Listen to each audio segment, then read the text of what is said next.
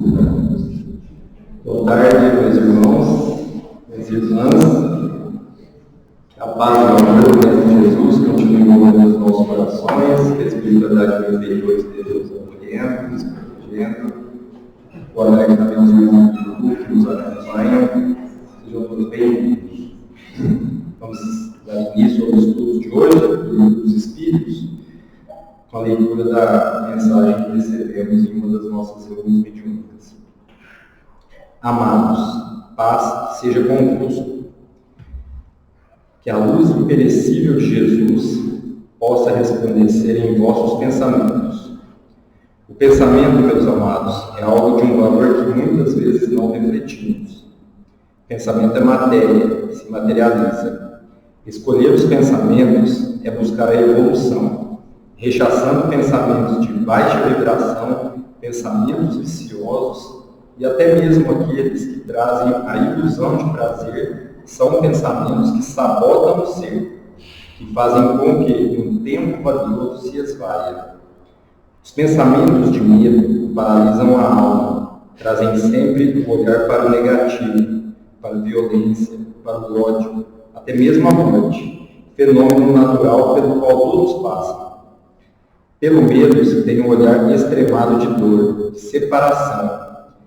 Quando buscamos pensamentos elevados, frequências de oração, da meditação, os sons dos cânticos, vamos enchendo o ser de esperança, de coragem. Buscar o equilíbrio, a harmonia, a pacificação é usar o livre-arbítrio, escolher quais pensamentos alimentamos. Aqueles de frequência baixa servem para nos trazer reflexões importantes de emoções muitas vezes estagnadas em nosso ser. E é com a oração que elevamos a vibração. Sintonizamos em irmãos que nos auxiliam e revertemos esses pensamentos nos mundos inferiores, onde ainda se transita o ódio, o ser alimenta o mal. Busque o bem em Jesus Cristo. No seu Evangelho encontramos aquilo que necessitamos para não mais alimentarmos esse mal e compreendermos que somente o bem permanece. Meus amados, vigiai e orai. Não mais vigiem as ações, vigiem os pensamentos. Orem que esse bem florescerá em vossas palavras, em vossas atitudes. Sejam as provas que vierem, vigiem e orem. Então, nesse momento, vamos elevar os nossos pensamentos a Deus, a Jesus, nosso codificador Kardec, pedir proteção, agradecer mais uma vez por estarmos aqui reunidos, em nome dessa doutrina que tanto nos esclarece, rogar também aqui que abençoe o nosso palestrante de hoje, que ele possa ser intuído, nos trazer as palavras, os ensinamentos, conforto necessário que nós viemos aqui buscar. Continue protegendo esta casa, esse amado Jesus, todos os trabalhadores, todos os frequentadores dessa casa que estão aqui presentes, que também não puderam vir, que possam receber a bênção, a proteção do nosso Mestre Jesus. Continue conosco, hoje e sempre, que assim seja. E hoje damos continuidade ao estudo do Livro dos Espíritos. Qualquer questão, Renato? 930. A partir da questão 930, nosso irmão Renato vai fazer o estudo aqui e a Virgínia vai fazer a leitura das respostas.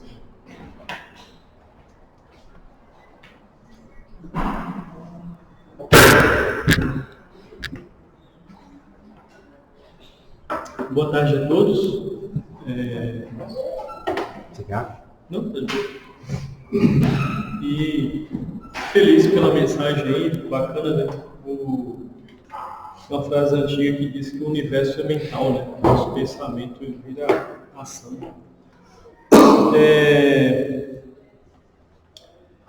Bem, paramos na 930, mas eu vou voltar só um pouco a questão anterior, 929, porque a 930 e 929 tem um elo comum, né? Eu vou só relembrar brevemente ela, né? Todas duas têm a relação do trabalho humano e preceitos sociais, preconceitos sociais. A 929, ela situa a questão do mundo, da mudança do mundo, né? E daquelas pessoas que se veem à beira da morte devido à falta de recursos, né? E a espiritualidade, ela cita o seguinte: ninguém deve ter a ideia de deixar-se morrer de fome, né? O homem acharia sempre um meio para se alimentar, né? E continua, né, que não há esse ofício que seja desprezível, né? Não há uma posição, não há um ofício que traga uma desonra, né, para o homem, né? E essas palavras remetem à dignidade do trabalho, né? E a superação do orgulho e da vaidade. Infelizmente, tem gente que não se submete a certos trabalhos porque acha que é um trabalho desonroso, né? Eu não estou entrando no mérito de trabalhos ilegais, tá? Trabalho mais simples, né? Trabalhos manuais, às vezes um trabalho de o gari, ou então um pedreiro, um pintor, né? Muitas vezes o pessoal dá valor a uma pintura, mas não dá valor ao serviço de um pintor, vai pintar uma casa, né? E aí seria isso, né? Que não há profissão que não vai rebaixar a nossa humildade. Tem que ter humildade para valorizar todas as profissões. Tá? Assim, foi o meu ponto de vista aqui dessa questão. Tá? Se alguém quiser comentar algo, fica à vontade. E aí, 930, é uma questão até longa, ela pergunta o seguinte: é evidente que sem os preconceitos sociais, eu vou até ler pausado, tá? É evidente que sem os preconceitos sociais, só para deixar uma janelinha, né? Preconceito social, pelos quais se deixam dominar, o homem sempre encontraria um trabalho qualquer que o pudesse ajudar a viver. Então, independente do preconceito social, eu vou encontrar um trabalho que vá fazer sobreviver, né? Trazer o sustento para minha casa. Mesmo deslocando de sua posição. Mas, entre as pessoas que não têm preconceitos ou que os põem de lado, não há as que estão impossibilitadas de prover as suas necessidades em consequências de moléstias ou outras causas independentes de sua vontade? Resposta. Numa sociedade organizada segundo a lei do Cristo, ninguém deve morrer de fome. Tá. Daí eu até vejo essa pergunta como duas opções. Vamos pensar assim, né? Uma sociedade em que, independente do trabalho, independente da classe social, do tipo de trabalho, se é um trabalho mais humilde ou não, talvez ele vai me impossibilitar devido às moléstias. Né? Vamos pensar assim, um trabalho insalubre. Existe isso. Ou a segunda opção, que seria a pessoa que, devido a uma moléstia, não consegue um trabalho para prover e saciar sua fome. Tá? Pensando no primeiro lado, né, numa sociedade verdadeiramente cristã, não havia um trabalho insalubre, um trabalho perigoso. E, por lei, aqui no Brasil até existe. Eu digo com propriedade, você tem segurança do trabalho. E tem empregador que nem o básico, um EPI, que dá para o funcionário, trabalhando numa situação insalubre. Né? Então não haveria necessidade de ter uma CLT ou ONR para dizer: olha, empregador, não traga moléstia para o seu funcionário. Né? Agiríamos isso de modo espontâneo. Não vou ter uma situação dessa que traria uma moléstia para o trabalhador. Tá? Teria o mínimo de justiça, né? De senso de justiça para não trazer o mal a outrem, né? E devido àquele que não tem uma condição de saúde, que não conseguiria um trabalho, porque existe, né? E tanto até por meio legal, pessoas que são inválidas perante a lei, né? Que não têm condições de trabalhar. Ou as pessoas que não têm uma condição sã, até mentalmente, de trabalhar. Aí nessa continuação, os espíritos respondem, né, está dito aí. Uma sociedade organizada, segundo a lei de Cristo, ninguém deve morrer de fome. Então todos teriam compaixão do outro e ver aquela pessoa numa situação enferma, de ajudá-la para não morrer de fome, né? A compaixão com a outra pessoa, né? Daí,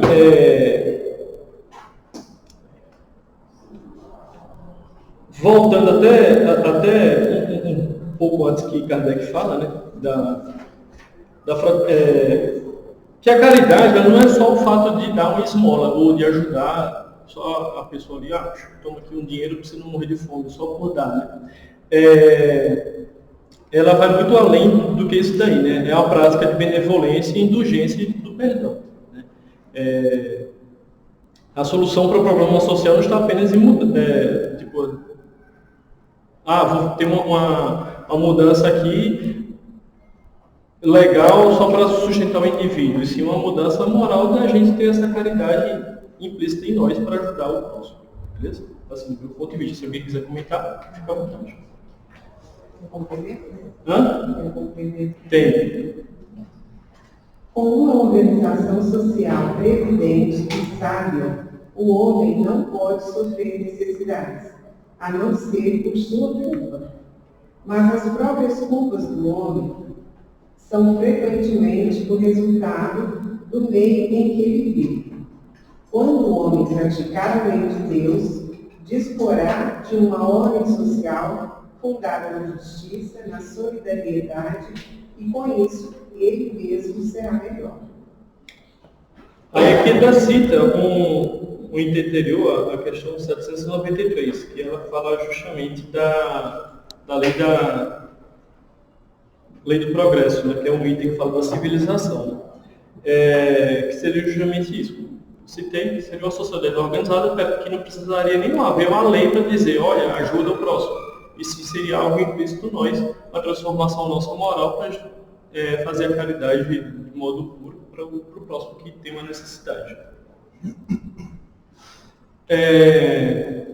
A 931, ela pergunta o seguinte: por que as classes sociais sofredoras são mais numerosas do que as felizes? Nenhuma é perfeitamente feliz, pois aquilo que se considera a felicidade muitas vezes oculta urgentes aflições. O sofrimento está por toda parte.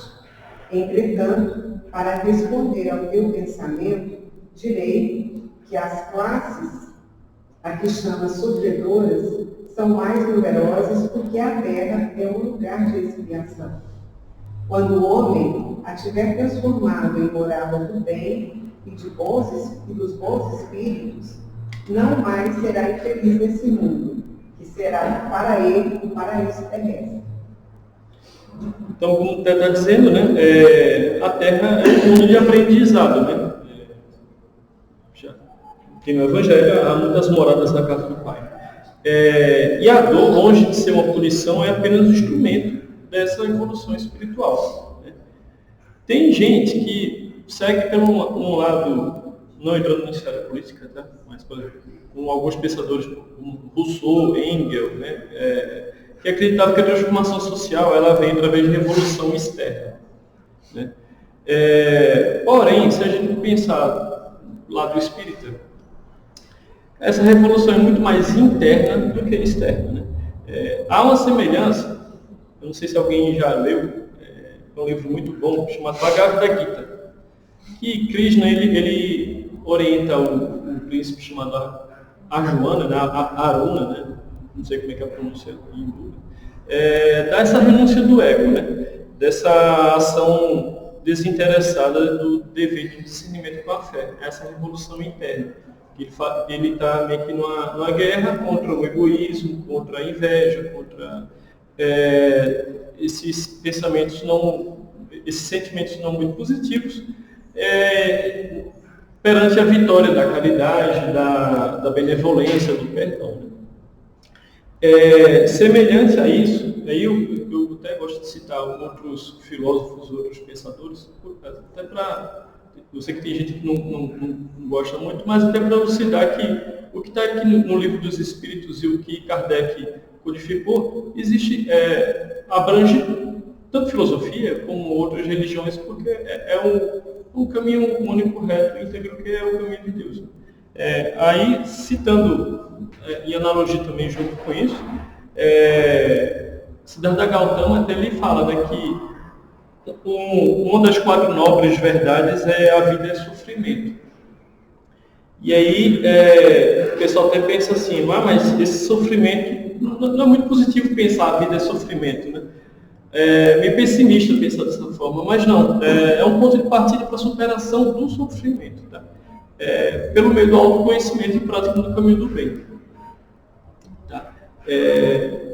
Outros pensadores que também pensavam da mesma forma dessa pseudo-ideia de sofrimento, a gente pega na Grécia Antiga os estoicos, né, que eles citam, né, que o que inquieta o homem não são as coisas, mas a opinião do que fazem delas.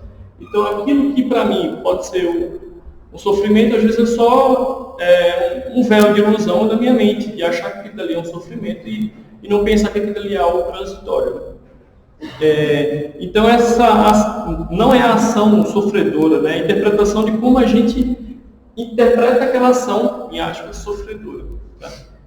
É interessante que da mesma forma a felicidade, né? Que a ilusão que a gente tem da felicidade. Que o pessoal, obrigado.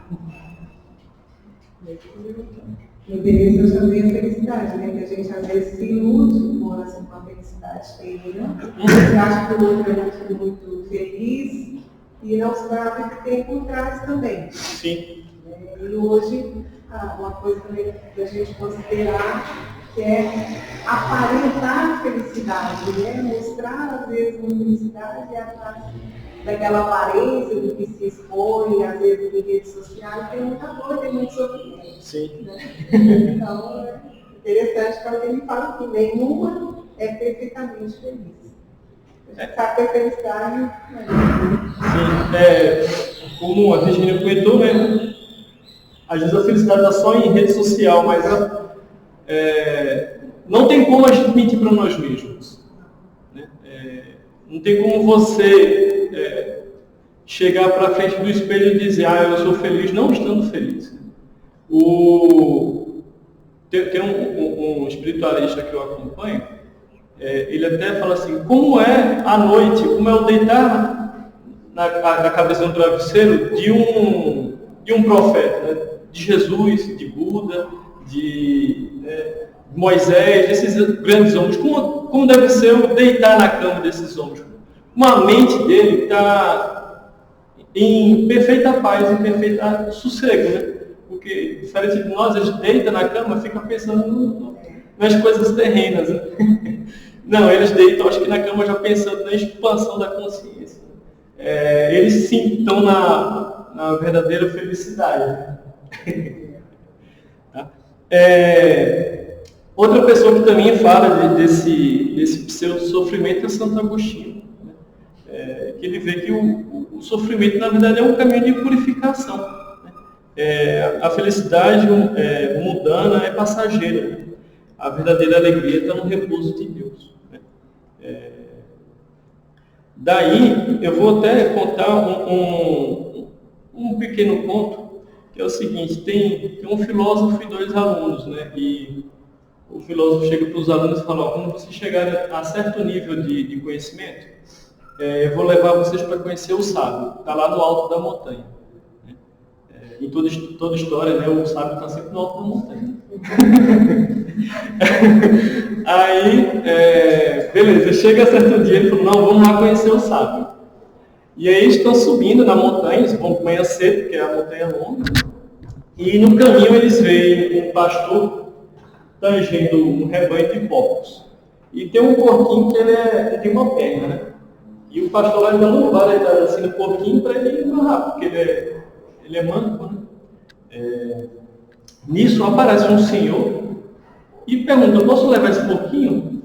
Né? Aí pode, ele pega aquele porquinho, coloca no ombro e leva até o destino. Né? Quando eles chegam no alto da montanha, antes de conhecer o sábio, até os alunos perguntam para o filósofo, né, por que aquele senhor levou o porquinho nas costas? Né? Talvez para ele não se martirizar com a ideia de ter visto alguém sofrendo e não ter feito nada, para tentar ser justo, né, perante Deus. E aí, quando eles chegam no alto da montanha e chegam na casa do sábio, eles veem que aquele senhor que levou o porquinho, na verdade, era o sábio. E os alunos, não contentes com a resposta do professor, que era filósofo, perguntaram, né, por que o senhor levou aquele porquinho? Né? Aí ele falou, porco? Que porco? E os alunos ficaram intrigados com aquilo. Né? E no outro dia desceram, quando chegaram lá na casa deles, né, até o filósofo riu e falou assim, vocês não confiaram em mim, perguntaram para o sábio por que ele estava levando um porco. Nisso, eu respondi como um filósofo pensaria. Eu acho que o justo é fazer daquele jeito para não me sentir mal, e eu faria. Já o sábio, a pessoa de verdadeira índole, que já está com a consciência expandida, ela faz aquele gesto de carregar um animal nas costas, um animal mesmo sendo sujo nas costas, de forma tão espontânea que até esquece. Aquilo para ele é algo corriqueiro. O ser justo para ele é algo comum. Né? Então, para ele não tem sofrimento de carregar um peso, ainda mais um peso bem acho que sujo, né? Um corpo, nas costas. Porque para ele aquilo ali é algo natural. Né? Então, a ideia de sofrimento é mais ou menos essa. Para quem está num nível elevado de consciência, aquilo ali é apenas passageiro, que ele tem a ciência que a verdadeira vida, a vida espiritual, ela é infinita. O tempinho de vida que a gente passa aqui é muito curto, ele encara aquilo ali de bom grado, como uma prova ou como um aprendizado. Né? Se alguém quiser comentar algo da historinha, fique à vontade. Tá? Vamos lá para a 932. Porque neste mundo os maus exercem geralmente maior influência sobre os bons. Pela fraqueza dos bons, os maus são intrigantes e avariciosos. Os bons são tímidos. Estes, quando quiserem, assumirão a preponderância. O primeiro ponto que a gente tem que pensar é o seguinte: não existe uma pessoa ou um espírito mau. Na verdade, são irmãos que, ainda devido ao seu véu da ignorância, né, agem conforme o orgulho, conforme a vaidade, conforme o egoísmo. Então, aquela pessoa não é má, ela está só ainda no erro. Né? Vamos pensar assim. Né? E todos nós caminhamos no sentido da perfeição. Esse sentido pode ser muitas vezes mais rápido, né? E outras vezes pode ser mais lento. E aí depende das nossas escolhas. Né? E aí, até com base nisso, eu vou citar um ditado oriental que diz o seguinte: quando um único ser humano cai, também parte de mim cai com ele. Mas quando o único ser humano se eleva, parte de mim se eleva aos céus junto com ele. E isso aí a gente consegue fazer uma analogia muito bonita com a frase de Cristo, né? Que nenhuma ovelha está perdida do rebanho. A gente tem que pensar assim, não é só Cristo que tem que empurrar a pessoa que está no fundo do poço. Né? Todos nós temos que ter essa consciência. Vamos ajudar aquela pessoa que está no erro, para que nós, fazendo parte do rebanho, chegamos no caminho melhor. Esse é o primeiro ponto. O segundo ponto é o seguinte, né? Aí a pergunta já é mais direta, né? Porque o mal ainda domina o mundo. E aí ainda aqui está dizendo, né, porque os bons são tímidos, né? E quando os bons não fizerem nada, vai dominar o mal, né? E aí, vocês já ouviram, eu acho que diversas vezes, né, que o mal é, na verdade, a privação ou a ausência do bem. Só Kardec disse isso? Não, Santo Agostinho também já disse isso. Só os dois disseram isso? Não, eu peguei até um rapaz chamado Edmundo Burke, ele fala, para que o mal triunfe, basta que os bons não façam nada.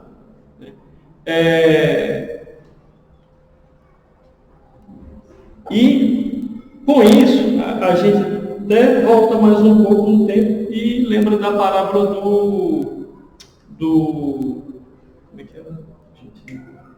Bom Samaritano, né? Que na parábola do Bom Samaritano, para os que não estão lembrados, é o senhor uma pessoa que está doente, deitada na estrada, e passam, acho que são 3 pessoas, né? São 3 pessoas que passam por lá e 2 não fazem nada, só vê um homem doente, ignora e segue o caminho, né? Até que um bom samaritano vê aquela pessoa doente e a carrega até sua casa para cuidar das feridas dessa pessoa, né? E seria basicamente isso. Enquanto nós, inclusive nós, né, as pessoas boas, porque eu ainda acho que melhora muito. Enquanto as pessoas boas não fizerem nada, se calarem diante do mal, o mal vai prevalecer, né? Ele vai triunfar. Né?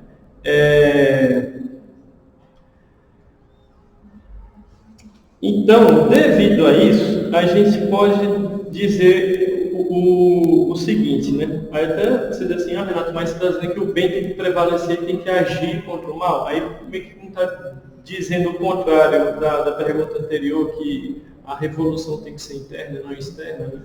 Né? Jesus, ele pregava o bem e ele não só falava, ele era orador do bem, ele agia, tudo que ele falava, ele vivenciava aquilo dali. Né? Então ele fazia o bem virar ação. Né? Ele não precisava fazer uma revolução, uma greve, qualquer coisa que seja, na porta lá não lembro lá do tempo lá do judeu. Né? Ele apenas precisava vivenciar aquilo que ele pregava na sua vida. E essa revolução interna que citei na questão anterior, se a gente começar a vivenciar ela, estaremos agindo com o bem.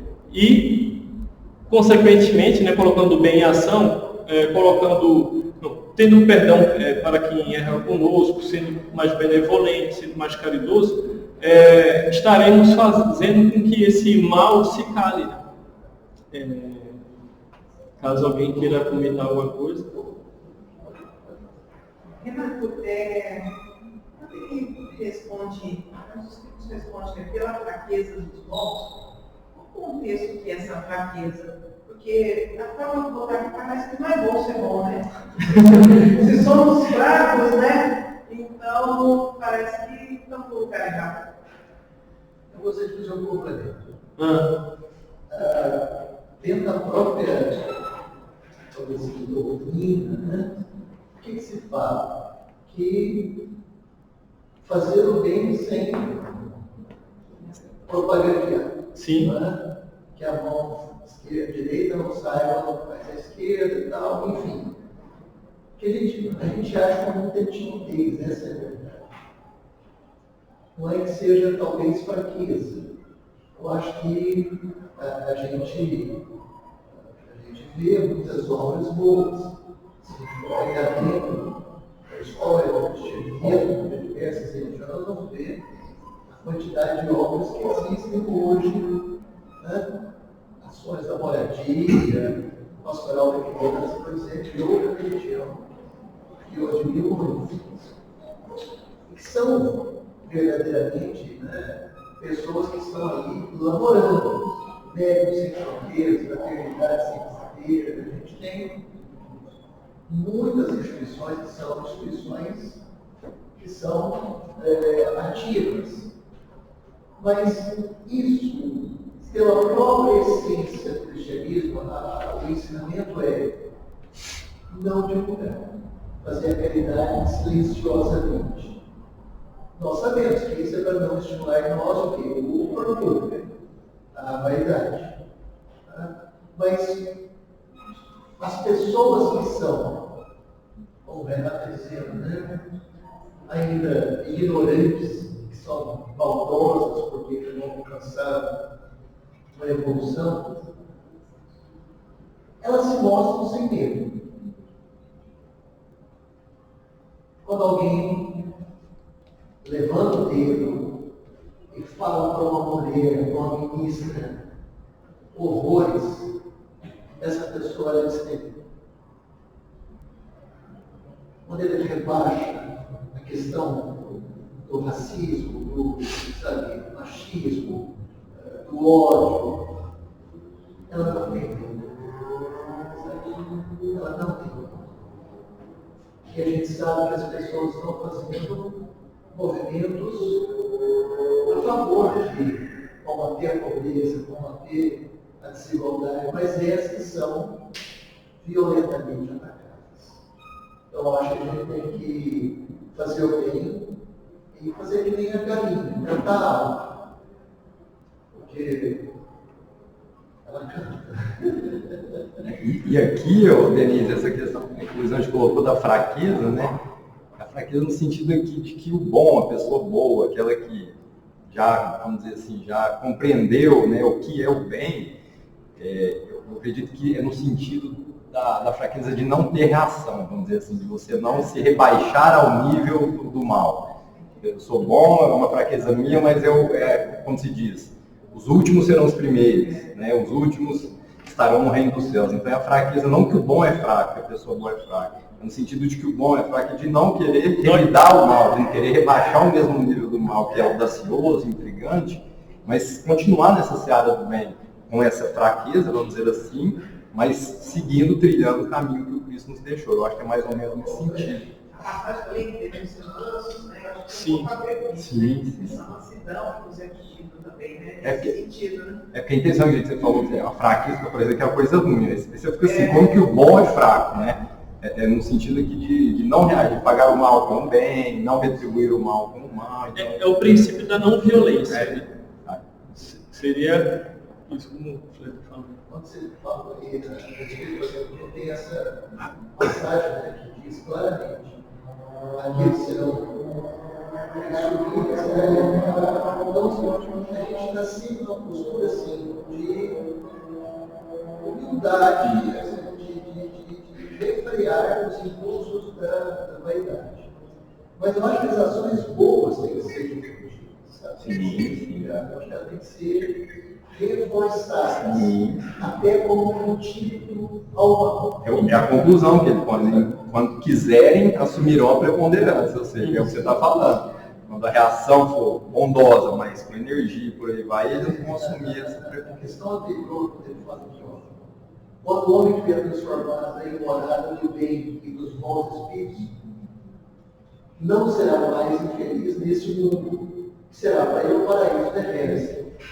No verídico, ele está colocando, não devemos ficar esperando o plano espiritual. Ele está colocando aqui, faça aqui. Faz agora. Faça mudanças sociais, faça mudanças efetivas. Crie uma sociedade justa. Aí você vai combater as desigualdades, as misérias, né? as imperfeições que o nosso mundo tem. Né? Porque se nós ficarmos também só esperando o plano espiritual, Aí não evolui também. Eu vou até complementar isso que tu está dizendo, Luiz Ângelo, que eu acho que é algo até meio preocupante, porque tem muita gente que fica dizendo que a Terra vai passar por um momento de transição, que não sei o que, já está passando, regeneração e tal. Mas é justamente isso que tu falou. Enquanto a gente não agir e começar a mudar, né, não é a Terra, nós não estaremos na transição, ou nós não estaremos no mundo feliz. Né? Não adianta nada, seria mais ou menos o seguinte: eu vou esperar que espíritos superiores venham transformar a Terra, se eu não estou fazendo nada. Né? Uma vez até comentei com meu pai o seguinte: Não é a gente querer fazer algo para que a Terra esteja no mundo regenerado. É a gente querer fazer algo para que a gente seja merecedor de estar no mundo regenerado. Ou, vamos tentar melhorar para que a gente mereça estar no mundo até feliz, algo superior do regenerado, né? E não se contentar com a mudança meio que para passar de prova.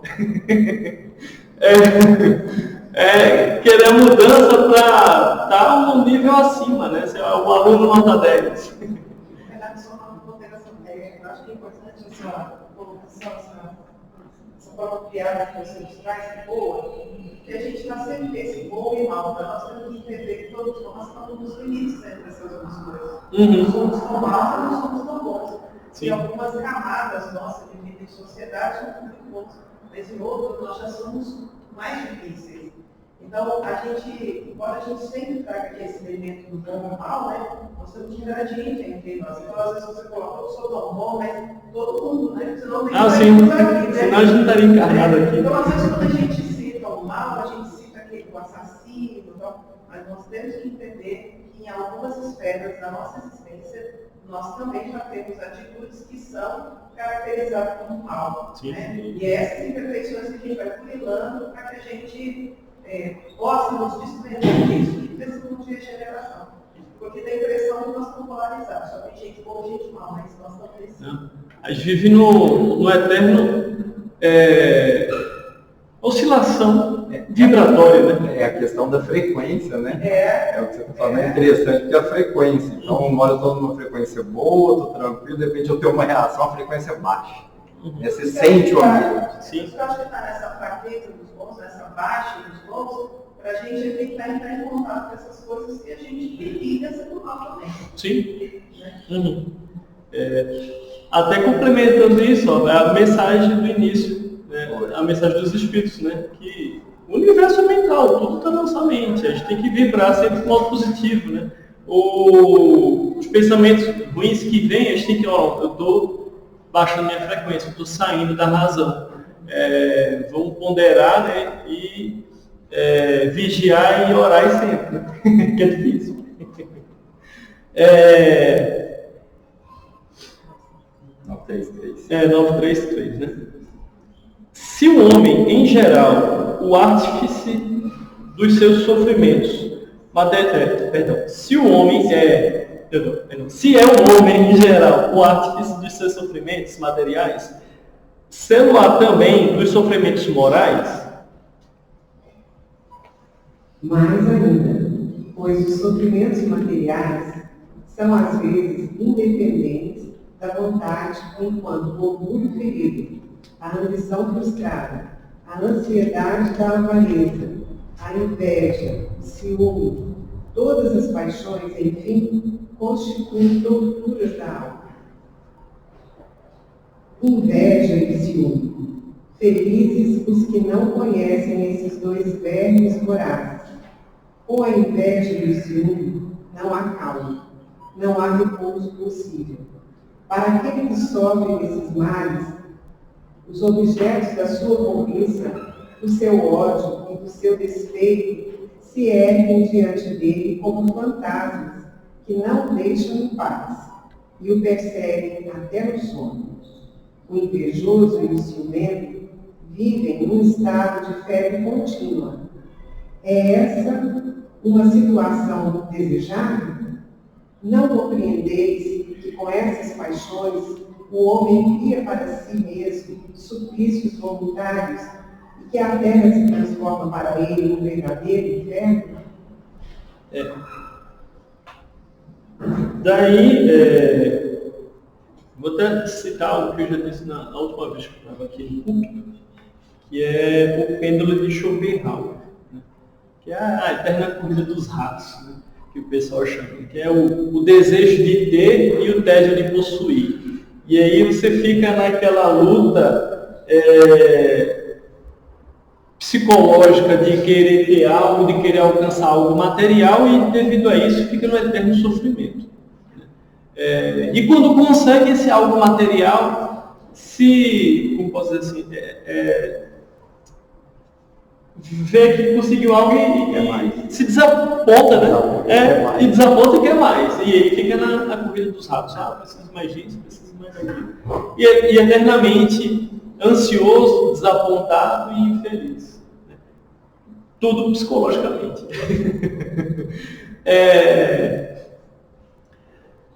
E essa infelicidade está menos na circunstância e mais no valor, né? Do bem material, do supérfluo que a gente quer, né? E, quando ele cita aqui da inveja de ciúme, né? Eu até gostaria até de pontuar o seguinte: tem gente que confunde ciúme, né? Não só material, mas até de pessoas, né? Como um sentimento. Ciúme é uma prova de amor. Eu acho tão ingênuo pensar dessa forma. Ciúme é um amor doentio, né? Um amor na qual você quer aquilo ali para você e não quer repartir para mais ninguém, né? E é só seu. Né? E não só Kardec fala sobre essa ideia desse sofrimento por algo que a gente não tem, por algo que a gente não consegue dominar, né? Como eu gosto de citar aqui os estoicos, né? Que é a virtude de ter o controle, ter a felicidade e a paz serena apenas com algo que a gente consegue controlar, que são os nossos pensamentos. Né? Epicteto, ele era manco e ele era escravo. E ele dizia: eu sou escravo apenas no título, porque minha mente é livre. Ele era manco e dizia: eu estou manco, não sou manco. Eu consigo ir até onde eu quero. Só vou mais devagar, mas eu vou. Não havia um bloqueio mental para ele. Né? Não havia esse... Ele não colocava um sofrimento na situação em que ele estava. Né? E, complementando, até a frase que o Mestre Divino nos fala, Jesus fala, que o reino de Deus não é desse mundo, né? Nossas felicidades não estão aqui, não estão nos bens materiais. Né? A nossa verdadeira felicidade é estar num êxtase de vibração positiva, da expansão da consciência, né? Que não é ligado a essas paixões mundanas da Terra, né? Alguém quer complementar? Eu gostaria de contar um caso. Sim. Esse caso eu acho muito bonito, porque isso foi o quê? Nos anos 80, aqui no bairro, tinha um catador de papel, não sei se alguém considera ele. Ele tinha uma campacinha, pegava papel e ele morava numa garagem, numa casa, que o proprietário deixava ele ali, o cachorro. E como fazia frio, chuva, essas coisas, magra e tinha as dificuldades dele. Aí o pessoal um dia fez uma cotização e comprou para ele um terreno e construiu a casinha para ele. Mas ele continuava no bairro catando papel. Eu me lembro que uma vez nós estávamos dispondo de livros, livros, cursinhos, negócio de estudante, né? E chamamos o Mário para ele pegar aquele papel e guardamos aquilo ali para ele por vários dias e procurando o Mário, deixando ele cá, enfim.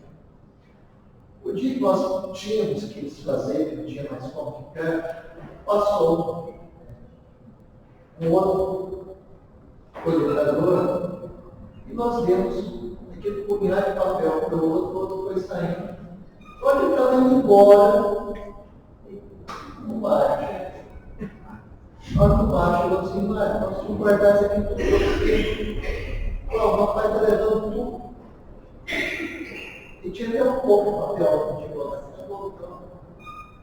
Ele me disse uma frase que é uma das mais marcantes da minha vida. Que disse assim: não faz mal, não.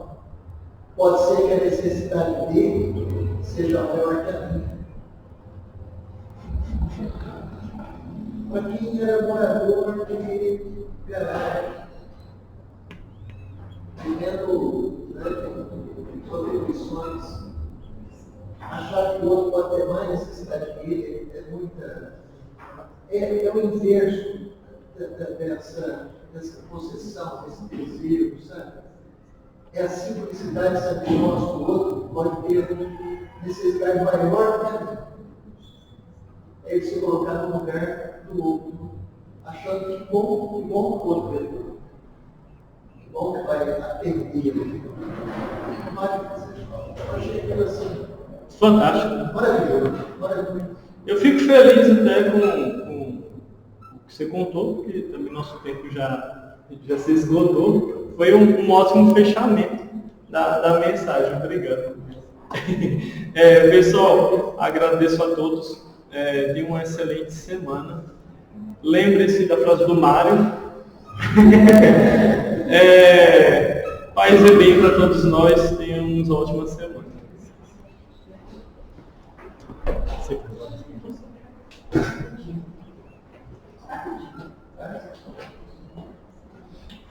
Obrigado, Renato. Convidar os nossos irmãos passistas para a sala de paz. E vamos, nesse momento,